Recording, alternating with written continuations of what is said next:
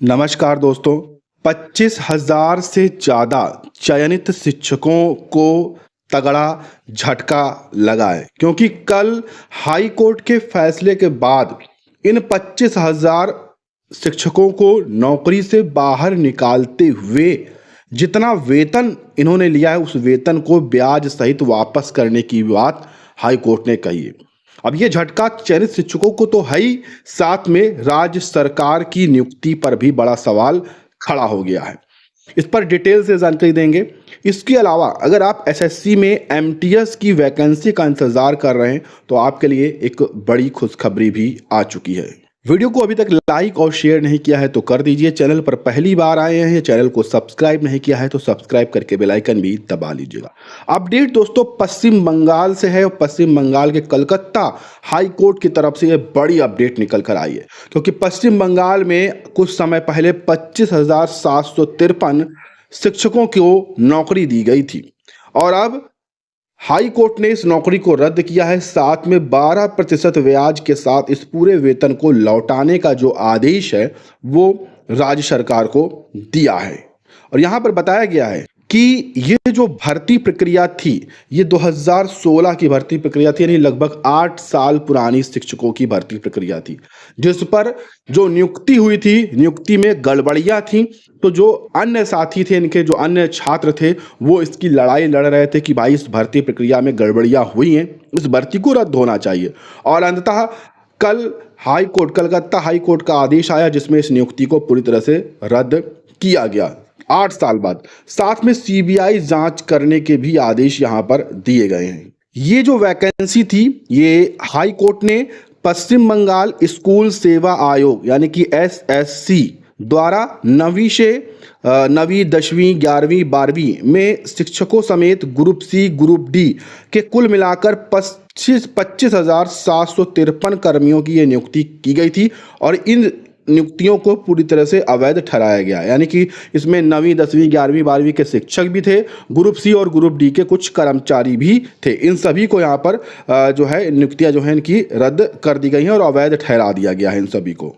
और यहाँ पर स्पष्ट किया गया है कि जिन लोगों को एसएससी पैनल के द्वारा वेतन सैलरी दी गई है वो किसी भी समय सीमा समाप्त होने के बाद भी जो नौकरी मिली है और उन्हें वेतन दिया गया है अगर, तो उन्हें ये 4 सप्ताह के भीतर 12% ब्याज दर के सहित अपना वेतन लौटाने का साफ तौर पर यहाँ पर आदेश किया गया है। और 6 हफ्ते के भीतर इन लोगों से वसूली करने का आदेश दिया गया है, यानी कि 6 हफ्ते के अंदर ये पूरा पैसा इकट्ठा करने की बात हाई कोर्ट ने कही है। पीठ ने यहाँ पर बहुत ही सख्त टिप्पणी भी की है।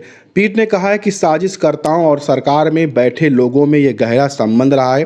पीठ ने कहा है कि यह सदमे जैसा है कि राज्य कैबिनेट ने फर्जी तरीके से नियुक्ति हासिल करने वालों को बचाने का फैसला किया, जबकि उन्हें पता था इन्होंने पैनल की अवधि खत्म होने के बाद नियुक्ति हासिल की है और तब तक साजिशकर्ताओं व सरकार में शामिल लोगों में गहरा संबंध न हो तब तक ऐसा हो नहीं सकता है।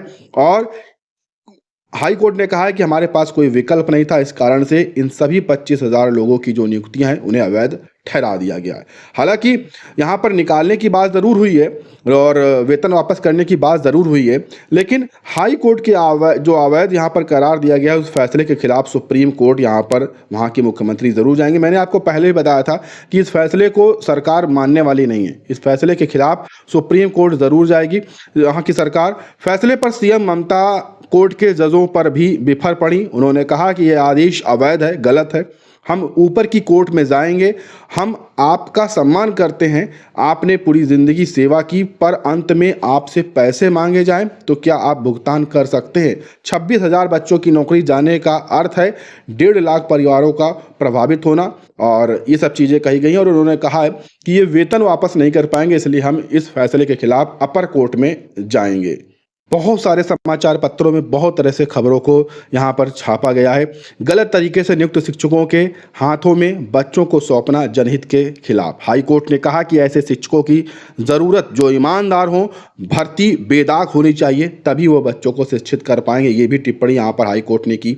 इसके अलावा आप देखिए यहाँ पर इस तरह से बहुत सारी कटिंग्स जो हैं, यानी कि ये बहुत ही मुद्दा जो है गरमाया हुआ है। बहुत ज़्यादा चीज़ें विभिन्न समाचार पत्रों के माध्यम से निकल कर आई हैं, क्योंकि लगभग 25,000 प्लस सरकारी कर्मचारियों की, सरकारी शिक्षकों की, वो भी 8 साल बाद नियुक्ति रद्द की गई है। वो भी 12% ब्याज के साथ पूरा वेतन वापस करने की बात कही गई है। इसलिए ये काफ़ी ज़्यादा जो है मुद्दा गंभीर होता जा रहा है। हालांकि अभी सरकार इस पर कोई भी कार्रवाई नहीं करने वाली है। सरकार इस आदेश के खिलाफ सुप्रीम कोर्ट जा रही है और जैसे ही एसएलपी दाखिल होगी, याचिका दाखिल होगी और जैसे ही सुनवाई होगी, उस पर हम आगे की अपडेट आपको करते रहेंगे। उसके लिए आप चैनल को सब्सक्राइब करके रखिएगा। अब अगर आप इंतज़ार कर रहे हैं कि भाई एसएससी के माध्यम से एमटीएस की भर्ती आ जाए, यानी कि मल्टीटास्किंग स्टाफ की, तो आपकी ये उम्मीद, अब जो इंतज़ार है वो ख़त्म होने लगा है और उम्मीद पूरी होने वाली है, क्योंकि अगले महीने मल्टीटास्किंग स्टाफ के पदों पर भर्ती होने जा रही है। और इसके लिए एसएससी की तरफ से ऐलान कर दिया गया है कि जो भर्ती का विज्ञापन है वो हम अगले महीने निकाले जा रहे हैं और कैलेंडर के हिसाब से ये प्रक्रिया होने है। लगभग 2000 से अधिक पदों पर यह भर्ती हो सकती है और एमटीएस के तहत केंद्र सरकार के विभागों में चपरासी, दफ्तरी आदि के पदों पर यह भर्ती प्रक्रिया हो सकती है। तो अच्छी अपडेट है, इसके लिए आप तैयारियां कर सकते हैं और जैसे ही इसकी कोई अपडेट आएगी तो उसकी हम जानकारी आपके साथ शेयर कर देंगे। तो इस वीडियो में इतनी ही जानकारी थी। उम्मीद है आपको पसंद आई होगी। पसंद आई है तो वीडियो को लाइक, शेयर और चैनल को सब्सक्राइब करिएगा। धन्यवाद।